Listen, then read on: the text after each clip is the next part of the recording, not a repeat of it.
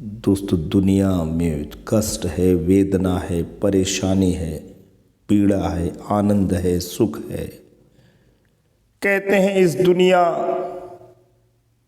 को जो बनाया है, जो जग का नियंता है, जो रचनाकार है, उसने ऐसी ही एक स्वर्ग की दुनिया भी बनाई है, एक पाताल की भी दुनिया बनाई है।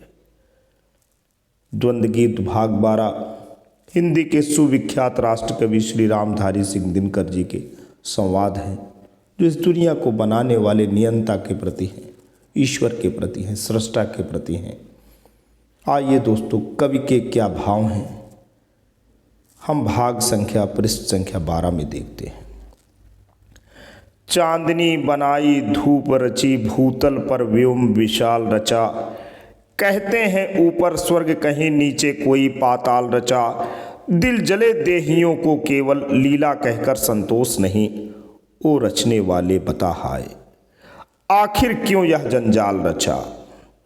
था अनस्तित्व सकता समेट निज में क्या यह विस्तार नहीं। भाया ना किसे चिरशून्य बना जिस दिन था यह संसार नहीं। तू राग मोह से दूर रहा, फिर किसने यह उत्पात किया। हम थे जिसमें उस ज्योतिया की, तम से था किसको प्यार नहीं। संपुटित कोश को चीर बीज कण को किसने निर्वास दिया। किसको न रचा निर्वाण, मिटा किसने तुरी का वास दिया। चिर त्रिषावंत कर दूर किया, जीवन का देकर शाप हमें। जिसका न अंत वह पंथ, लक्ष्य सीमा विहीन आकाश दिया। क्या सृजन तत्व की बात करें, मिलता जिसका उद्देश्य नहीं। क्या चले मिला जो पंथ हमें, खुलता उसका निर्देश नहीं। किससे अपनी फरियाद करें मरमर जी चलने वाले। गंतव्य अलभ जिससे होकर जाते वह भी निज देश नहीं। कितने आए जो शून्य बीच खोजते विफल आधार चले।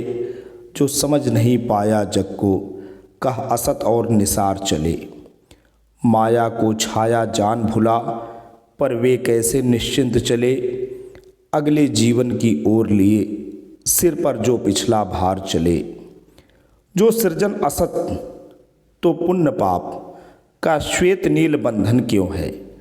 स्वप्नों के मिथ्या तंतु बीच आबद्ध सत्य जीवन क्यों है।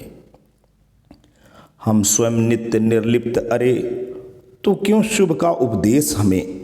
किस चिंत रूप का अन्वेषण, यह आराधन पूजन क्यों है। यह भार जन्म का बड़ा कठिन कब उतरेगा कुछ ज्ञात नहीं। धर इसे कहीं विश्राम करें, अपने बस की यह बात नहीं। सिर चढ़ा भूत यह हाँक रहा, हम ठहर नहीं पाए अब तक। जिस मंजिल पर की शाम, वहाँ करने को रुके प्रभात नहीं। हर घड़ी प्यास हर रोज जलन, मिट्टी में थी यह आग कहाँ। हमसे पहले था दुखी कौन, था अमिट व्यथा का राग कहाँ। लो जन्म खोजते मरो विफल, फिर जन्म हाय हाय क्या लाचारी। हम दौड़ रहे जिस ओर सतल, वह अव्यय अमित तड़ाक कहाँ। गत हुए अमित कल्पांत सृष्टि, पर हुई सभी आबाद नहीं। दिन से न दाह का लोप हुआ, निश ने छोड़ा अवसाद नहीं। बरसी न आज तक वृष्टि जिसे, पीकर मानव की प्यास बुझे। हम भली भांति यह जान चुके, तेरी दुनिया में स्वाद नहीं। हम ज्यों ज्यों आगे बढ़े दृष्टिपथ से छिपता आलोक गया। सीखा ज्यों ज्यों नव ज्ञान, हमें मिलता त्यों त्यों नव शोक गया। हाँ, जिसे प्रेम हम कहते हैं, उसका भी मोल पड़ा देना। जब मिली संगनी अदन गया, कर से विरागमय लोक गया। हम ज्यों ज्यों आगे बढ़े दृष्टिपथ से छिपता आलोक गया। सीखा ज्यों ज्यों नव ज्ञान, हमें मिलता त्यों त्यों नव शोक गया। हाँ, जिसे प्रेम हम कहते हैं, उसका भी मोल पड़ा देना। जब मिली संगनी अदन गया, कर से विरागमय लोक गया।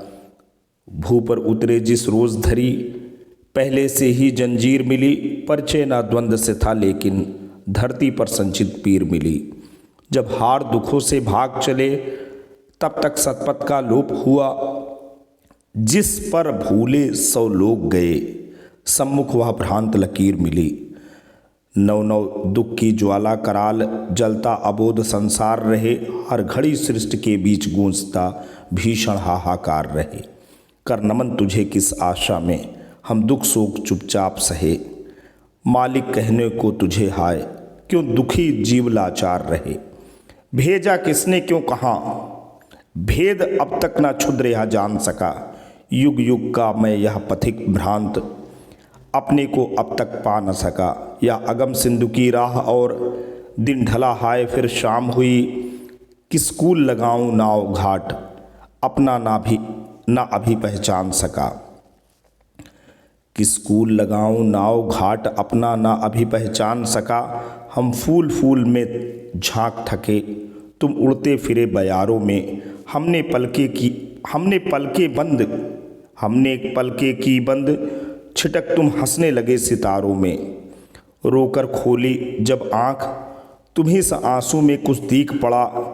उंगली छूने को बढ़ी तभी, तुम छिपे ढुलक निहारों में।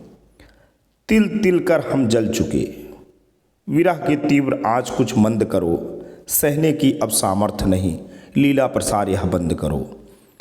चित्रित भ्रम जाल समेट धरो, हम खेल खेलते हार चुके।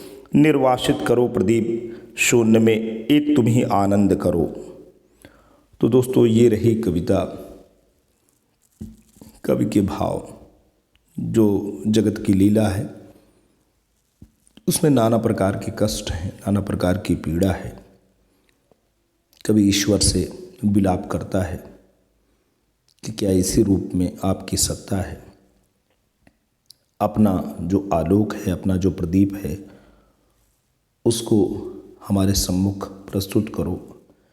और जो लीला हमारे मन में रच बस सी गई है, जो भ्रम का संसार है, उस संसार में जो भ्रम के बादल है वो छटे और आपका दिव्य जो स्वरूप है, जो रोशनी है, वह हमारे मन को पूरी तरीके से आच्छादित करे। उस प्रकाश में नहा करके हम अपने स्वरूप को जान सकें, हम अपने जीवन के उद्देश्य को पहचान सकें और हम निश्चिंत होकर के इस लोक से अन्यत्र लोक की ओर गमन कर सकें। आज के लिए दोस्तों इतना ही। जल्द ही आपके लिए नई अजर अमर रचना लेके पुनः हाजिर होंगे। तब तक के लिए जय हिंद, जय भारत।